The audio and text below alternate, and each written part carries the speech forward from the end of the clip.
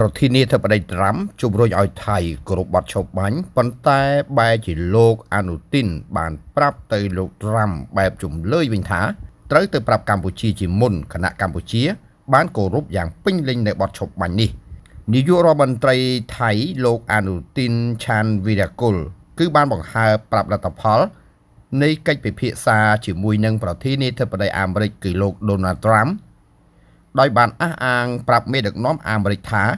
គួរតែប្រាប់ទៅកាន់ខ្មែរជាមុនសិននេះបើយោងតាមការចេញផ្សាយដោយសារព័ត៌មានក្នុងស្រុកថៃបានចេញផ្សាយនៅយប់ថ្ងៃទី12ខែធ្នូឆ្នាំ2025នេះថ្លែងនៅវេលាម៉ោង 10:00 នាទីយប់ថ្ងៃទី12ខែធ្នូលោកអនុទីន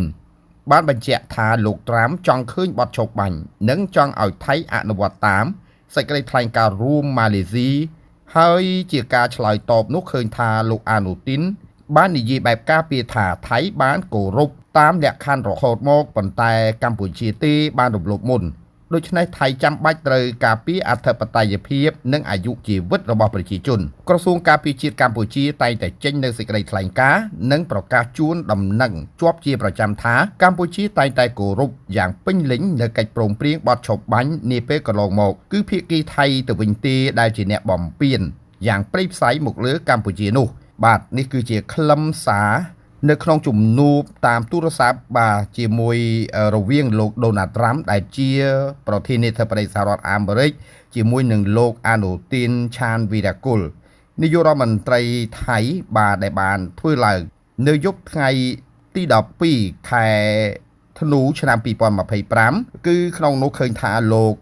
ប្រធានាធិបតីសហរដ្ឋអាមេរិកគឺបានជំរុញឲ្យថៃគោរពនៅបទឈប់បាញ់ប៉ុន្តែជាការឆ្លើយតបនោះឃើញថាលោកអនុទីនដែលជានាយករដ្ឋមន្ត្រីថៃនោះគឺបែរជាឆ្លើយបែបជំលើយ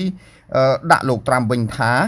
លោកត្រូវទៅប្រាប់កម្ពុជាជាមុនសិនបាទខណៈដែលយើងដឹងហើយថាកម្ពុជាយើងគឺបានគោរពយ៉ាងពេញលេញនៅបទឈប់បាញ់នោះប្រធានាធិបតីត្រាំជំរុញឲ្យថៃគោរពបទឈប់បាញ់ប៉ុន្តែបែរជាលោកអនុទីនបានប្រាប់ទៅលោកត្រាំបែបជំលើយវិញថាត្រូវទៅប្រាប់កម្ពុជាជាមុនគណៈកម្ពុជាបានគោរពយ៉ាងពេញលេញនៅបទឈប់បាញ់នេះ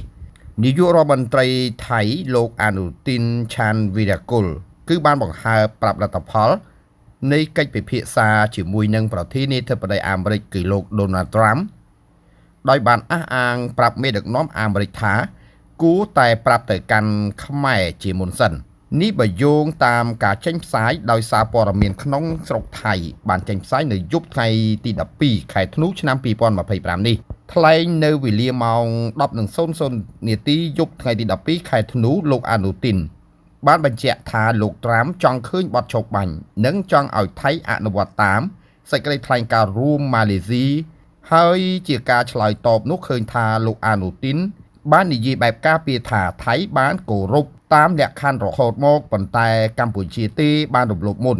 ដូច្នេះថៃចាំបាច់ត្រូវការពារអធិបតេយ្យភាពនិងអាយុជីវិតរបស់ប្រជាជនក្រសួងការពារជាតិកម្ពុជាតែងតែចេញនូវសេចក្តីថ្លែងការណ៍និងប្រកាសជូនដំណឹងជាប់ជាប្រចាំថាកម្ពុជាតែងតែគោរពយ៉ាងពេញលេញនៅកិច្ចព្រមព្រៀងបទឈប់បាញ់នាពេលកន្លងមកគឺភាគីថៃទៅវិញទេដែលជាអ្នកបំពានយ៉ាងព្រៃផ្សៃមកលើកម្ពុជានោះបាទនេះគឺជាខ្លឹមសារនៅក្នុងជំនួបតាមទូរស័ព្ទបាទជាមួយរវាងលោកដូណាល់ត្រាំដែលជា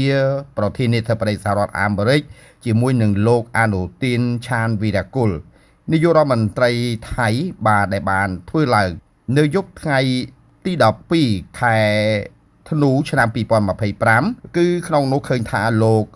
ប្រធានាធិបតីសហរដ្ឋអាមេរិកគឺបានជំរុញឲ្យថៃគោរពនៅបទឈប់បាញ់ប៉ុន្តែជាការឆ្លើយតបនោះឃើញថាលោកអនុទីនដែលជានាយករដ្ឋមន្ត្រីថៃនោះគឺបែរជាឆ្លើយបែបជំលើយដាក់លោកត្រាំវិញថាលោកត្រូវទៅប្រាប់កម្ពុជាជាមុនសិនបាទខណៈដែលយើងដឹងហើយថាកម្ពុជាយើងគឺបានគោរពយ៉ាងពេញលេញនៅបទឈប់បាញ់នោះ